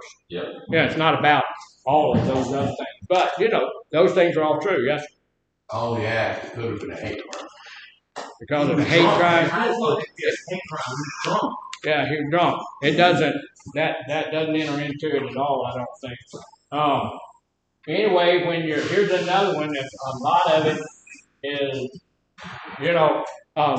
I came to work up here part-time. I was working 4 hours a day. Then they moved me to 6 hours a day. Now I'm on 8 hours a day. It's an hour drive to my house. When I get home at 6 o'clock, usually around 6, my wife is, like I say, a little bit infirmed. There's housework that I have to do. So I do that. It takes me about an hour to get all that done. And then, I wash dishes. I do the things that she can't do very well. And then I go to bed at 8 o'clock at night, and I'm tired. So do you see how sometimes being weary, being tired, being exhausted, people can go to a place of anger? Yeah. Oh, yeah. And when I'm really super duper tired and somebody comes to my office and says, "Oh, I want to talk to you," immediately I'm gonna get frustrated. And if not careful, I can go to a place of anger because of that. What do you look? Don't be. I'm wore slap out. So what do we do when we're tired? We rest. It's just like, what do we do when we're hungry? Brain don't think clearly. We eat. So what do we do when we're thirsty? You get something to drink. So here's the deal. When any of those natural things happen to us in our lives, we have to take care of it. That's your limbic system saying you need to eat. And your limbic system is insistent. It keeps giving you harder and more intense feelings of thirst, more intense feelings of hunger, more intense feelings of needing to rest. And then it will get to the point where those things will become so intense that we will respond to that in anger. I need some rest. I need something to eat. Sometimes I'll walk in here and the chef in there, when he cuts up the lettuce and stuff, he sometimes leave a big chunk like that. I get them tongs, I get that big old chunk, and I will avail myself of a chunk of lettuce. That's not bad for me. It's not good for you either, because that iceberg lettuce has no value to it. No calorie. They have calories, but they have nothing in them that's good for your body. But it also doesn't have anything much in there that's going to hurt you. So I can eat that, and I feel a little bit better. But what else do we have? And this one is, we do know that stress is we can get stressed out and we can get angry. If you see somebody that's angry most of the time, you have to know they've got some stress in their life, perhaps, right? Yep. You also have to look. Here's the thing we're looking for. There's almost always, there could be that outlier where it's not true, but almost always there is an issue that's underlying the anger. And it's not about anger. It's about whatever the issue is. All right? So let me go over this, and then we're going to do something else. And some families, anger is seen as more acceptable than these other emotions. A person might express anger in order to mask emotions that cause them to feel vulnerable, such as hurt or shame. We don't want people to know that's going on. Anger is an emotion that's easy to see. It's often just the tip of the iceberg, so these other emotions can be hidden beneath the surface. Anger triggers people. Anger triggers are people, places, and situations. So does that remind you of something? What are the universal relapse triggers? Tell me the universal relapse trigger. People, places, and things. This sounds similar, doesn't it? Not exactly the same, but it's people, places, and situations. Things.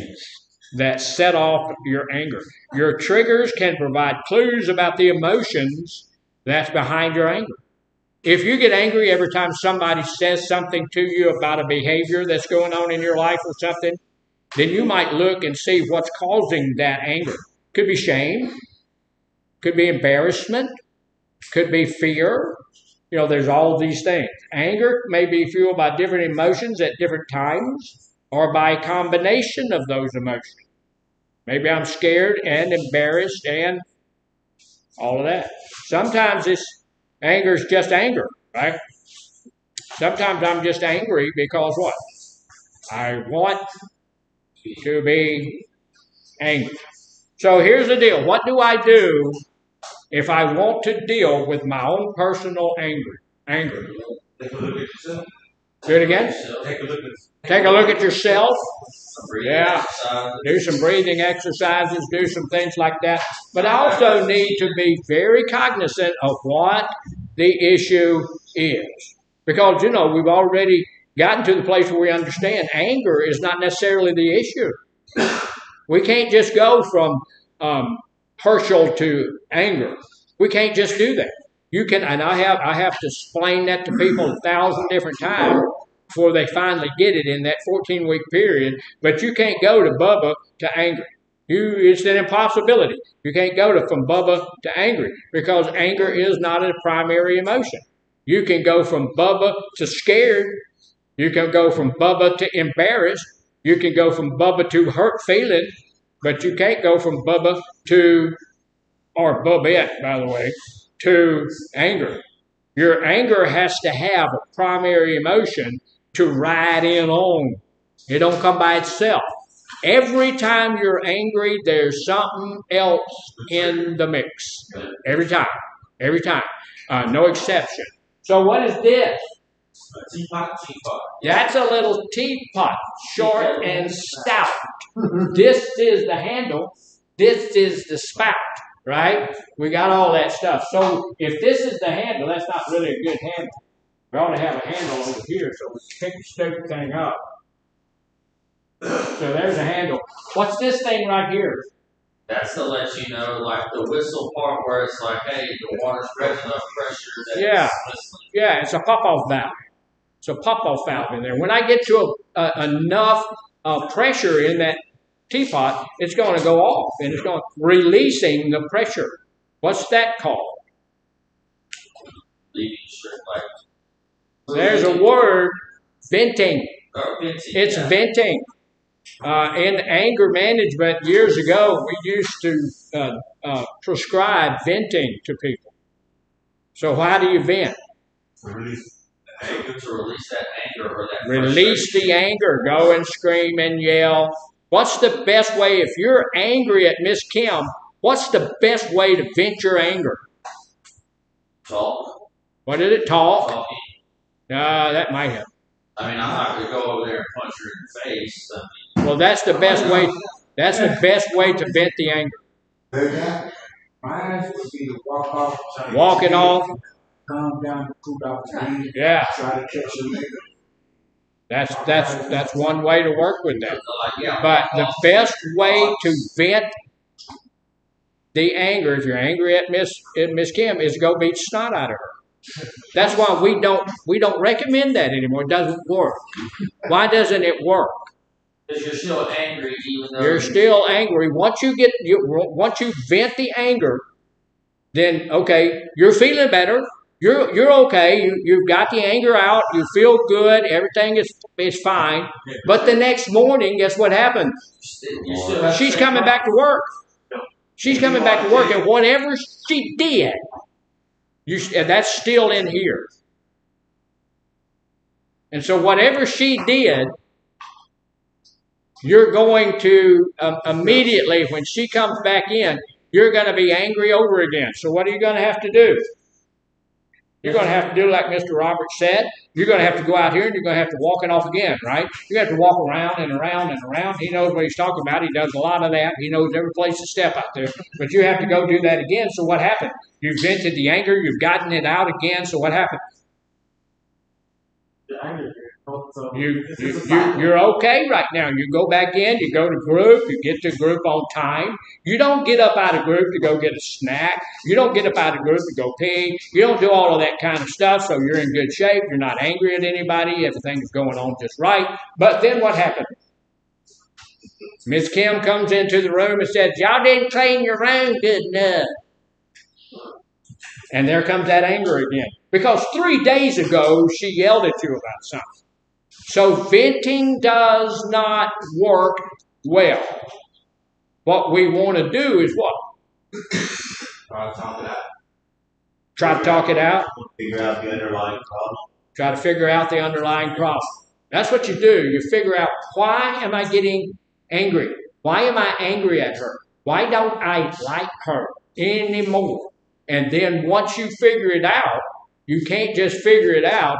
You got to go and do something about it. If you're angry at Miss Kim, you've got to go and sit down with her and say, look, I got angry because of such and such. We need to talk about that. Well, I'm not going to say I disagree about the penny. Doesn't work because it's just like this. Even though I might have a situation with her, a problem with her, and I get on the phone and call my lady, I can talk to her. Okay. She doesn't know what happened. I'm venting to her. And then she gonna say, goodbye, don't worry about it, do this, do that, you know. And I'm good. Okay. And there's always outlines. Because you don't have to vent to the person who caused you the problem. You can vent to someone else. Just like I can come to him. Because I know you can. And I can tell him. You can do that. And he'll give me his best advice. And here's the deal. That's all true. Mr. Robert is saying, again, I'm wrong. And that venting works. Well, you know, as therapists, we've studied it over about 50 years and decided venting does not work because it does not get rid of the issue. Here's the deal. Let me share this. If venting works for you where it doesn't work for the rest of the entire world, that's okay. You know, but here, what's happened, what we've learned about venting is that even if you're not really angry about it anymore, you have pushed it down, which is the same thing we've done with alcohol. We use alcohol and drugs to push down our feelings. And so if I'm at a place, what we're doing with venting is pushing down our feelings. We're pushing them down deeper and farther and farther. And what does anger and that has been pushed down, what's that turn into? Turns into a resentment. So if you call your wife and talk to her and everything turns out okay, we've pushed it down a little bit. Happens again, we push that down a little bit by venting. And then, you know, if Miss Kim walks into the room, we have this deep-seated resentment for her. And whether we think, hey, we've taken care of our anger or not, we still resent her. So we're expecting her to do something to make us feel angry again. We're expecting her to do, that's what she done. So that's not been taken care of. I disagree. Okay, that's fine. You can disagree with anything you feel like. She vents someone, Well, go ahead. and after it calms down, 2-3 days later, says she was off to work for Thursday. Why? She come in Saturday. First thing I'm going to do, how you doing? See if you get a chance later. Okay, well, you may be different from other people, and that's fabulous, and that's okay. But for the greater majority of people, these guys do know what the heck they're talking about. They're not ignorant. They do know this. And what we're trying to do is teach you what will work to help you with that anger issue. But two things, it may not, we talk about this all the time, that may not be the same for you as it is for everybody else. That's true. You could be completely different. And if you are unwilling to receive it, that's okay. That also is okay. You don't have to receive it, but you don't get any, you're robbing yourself of the benefit of these guys' vast experience. Yeah. So what you need to do, look down through life and see if that actually works for you like that. If you're satisfied with that, should you change it? Not if you're satisfied with it.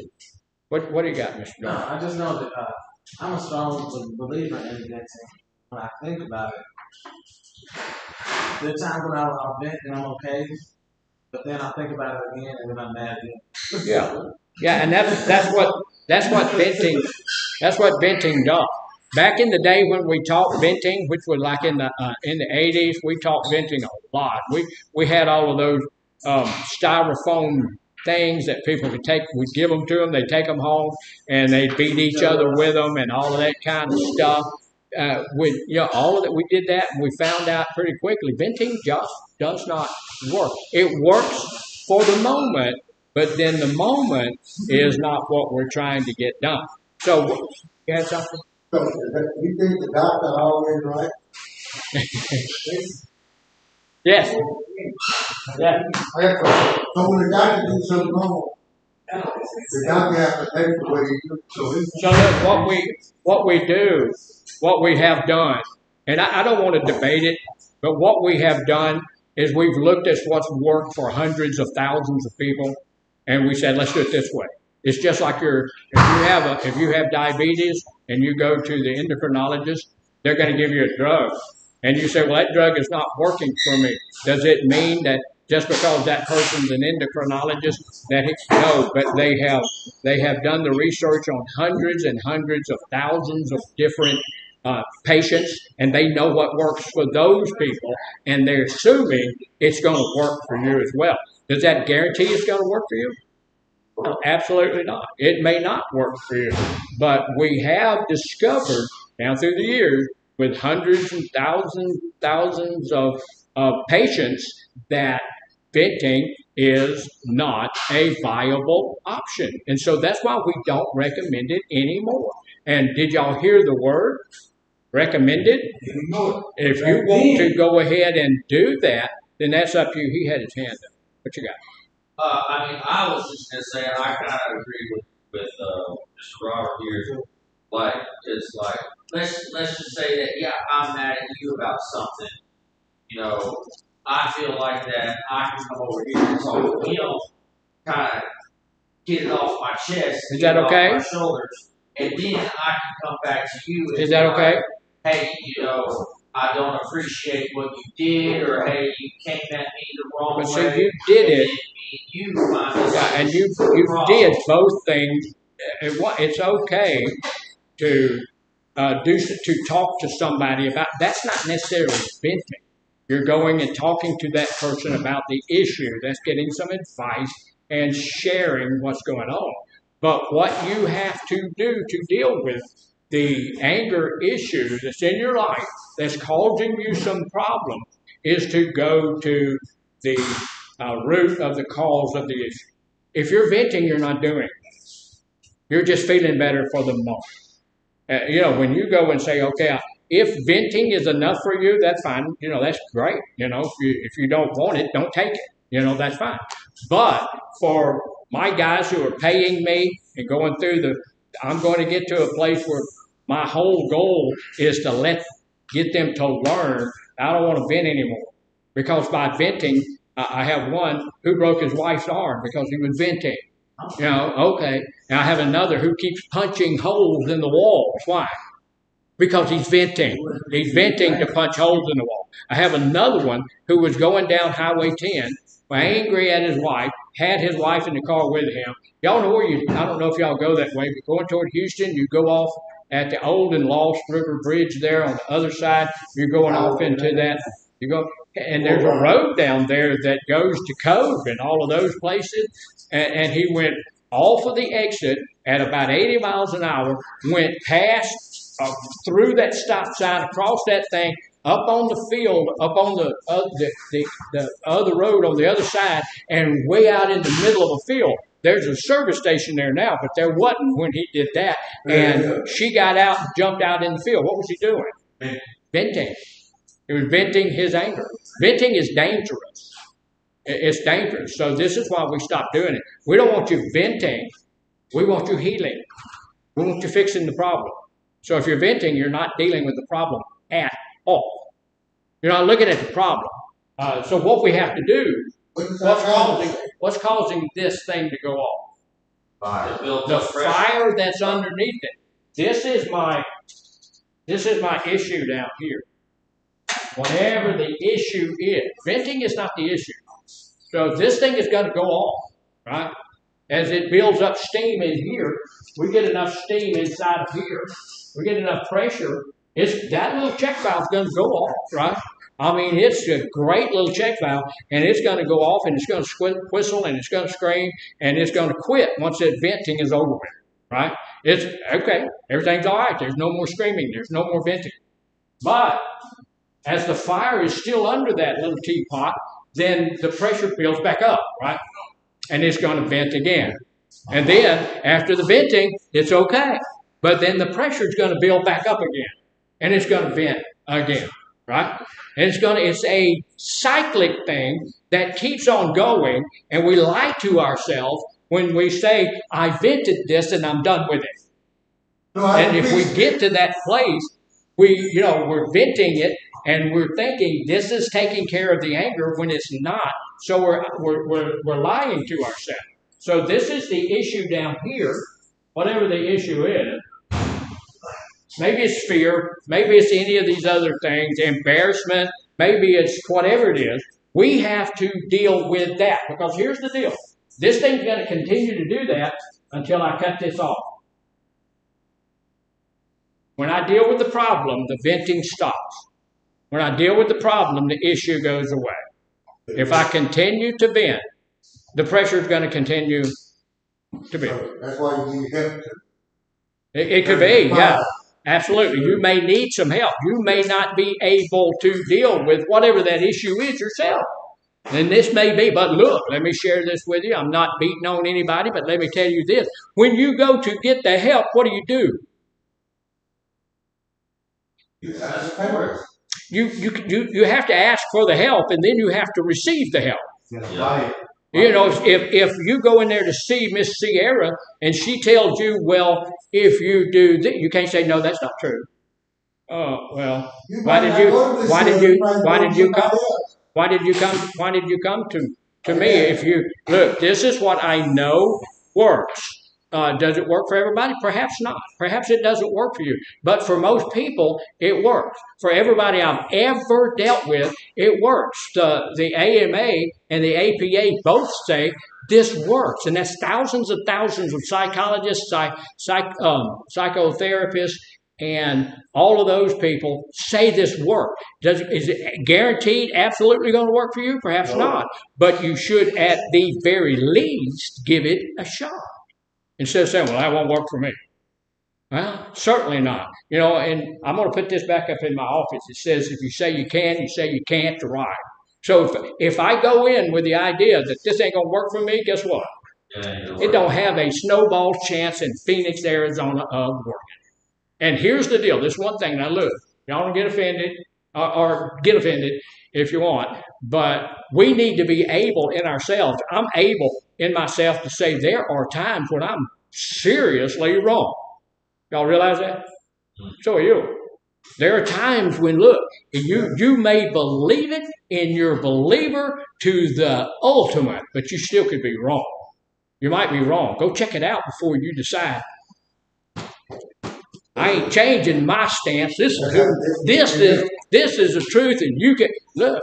Maybe I could be wrong. Maybe you can be too. You could be wrong. You could, absolutely, you could be. But so before you poo-poo it, you might ought to just give it a shot. If you've never given it a shot, I ask people all the time to tell me about the book Black Beauty. Somebody tell me about the book Black Beauty. The horse? Yeah, the horse. Tell me about that book. Never read it. That's the point. You don't know anything about it. You can't tell me anything about it. Black Beauty was a horse on a farm.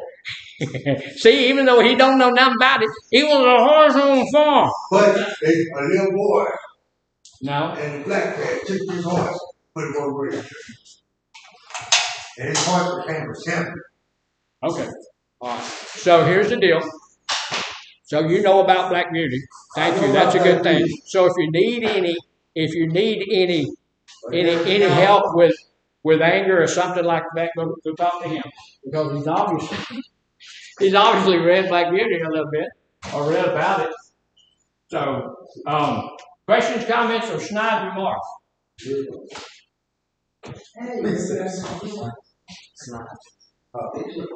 Yes, sir. Okay, my thing is that like you preaching about the scientists, theologists, whoever researched this. Okay, when any research back then, and this is it. This was the answer. But now, 20, 30 years later, Benjamin's no good. Okay, it'll be the same thing with this. Now, even though you're saying it's been researched and all this year, which I understand, I'm not trying to, No, I I'm agree just saying with the you. same thing because back in the 80s when you talking about, Yeah. that's when I learned about this. I agree with you. But now I'm learning today. I agree with it's you. no good. It's no good. Let me say this and we'll close with this. I didn't mean for us to get into a debate over what works, what doesn't work here. I'm teaching you what we have, and that's what we have. Okay? Right. Here's the deal, though. In 1922, doctors were still cutting you open and letting you bleed. Why were they doing that? They believed, they believed that the disease, whatever the disease was in the blood. And so if they got the blood out of you, you would be better. You would get well. So they did that. Aren't you glad? Aren't you glad that they progressed from there to where they are now? Yeah, look, wait a minute. Let me finish it. The doctors, the medical doctors, progressed from that place to where they are now. Aren't you excited about the fact that those same medical doctors in the next 100 years are going to progress to even better places to help with your medical situation? I am. I'm grateful for the fact that there is progression in the medical field. Aren't you? And so back in the 80s when we were teaching, if you're going to vent, you need to vent, at that time, that was our best information available. Okay, so we studied and we looked and we learned and we progressed to where now we're at a better place. And I'm hoping that in the next 40, 50, 100 years, we'll be in an even better place. So if you don't like progression in the medical field or in the psychological field, next time you go to your doctor, say, well, look, would you bleed me a little? Because they used to bleed back in the 20s and the 10s, bleed me, I think I'll feel better. Yeah, we're not going backwards. The field is going forward. This is what we have discovered. And thank God for people who are willing to research and do some meta-analysis and learn things that are better for me, because I'm going to tell you that I need the help. Right. And we all need the help. And so I don't want somebody coming and telling me, look, I'm going to give you the research that we were working with in 1952. I don't want that. I want the stuff that they did in 2023. Because it progresses. And for you to be against progress, people smarter. People are smarter. They got smarter because they did a lot of research on this stuff. They're there. Look, these people are not researching because it's a fun thing to do. Sometimes research is hard. They're researching because they want to help me. They want to help me with my anger issue. Right. But here's the deal. I have to look at that and accept their research. I have to accept, that's the best thing right now. Now, is it going to get better? Yeah. Lord, I hope so. Yes, I do hope so. But look, if 40, 50 years from now, I'm teaching this class and it has morphed into something that is so much better and so much more guaranteed to work, because this is not guaranteed to work, but something that's guaranteed to work, it's just wonderful. There's still going to be 3 or 4 people in that class. Ain't true. And here's the deal. Look, let me share this with you. I'm not beating on anybody, but I will tell you this, that there's always outliers. There's always people where that's going to work well for them. There's always people where the stuff that happened in the 1920s is going to be something they can deal with. There's always going to be people who do not. See, we get offended a little bit when somebody tells us you don't know everything, because we all think we know everything. And I'm here to tell you I don't know everything. But that's why I teach the stuff from the AMA and the ABA. There's 36,000 doctors who are part of the AMA and the APA. Do they know everything? No. No, they don't know everything, but I'm going to guarantee you this. They know a whole lot more than I do, and they know a whole lot more than you do. And when they say this, there's probably some type of an idea that it might work. Right. So, if it doesn't work for us, what? What do we do? If this doesn't work for us, if you go and you deal with the issue at hand, you go to Miss Kim and you say, look, I wish you wouldn't say that to me anymore. It kind of hurt my feelings. And immediately she says, oh, I didn't know that. I will never say that again. I am so sorry. I apologize. Can we be friends again? And that fixes the situation. Or we're going to go and we're going to beat on the wall, or we're going to do something else and never talk to her. If we try that just to see, maybe that'll work. And so if we don't ever deal with the issue, we're always going to have the issue. Right. So here's the deal. Let me share this with you and then we'll quit. Everything that we teach in here, it's up to you whether you believe it or not. If you don't, I'm not going to teach you a lie. If I find something that I'm not sure about, I'm going to go research it myself.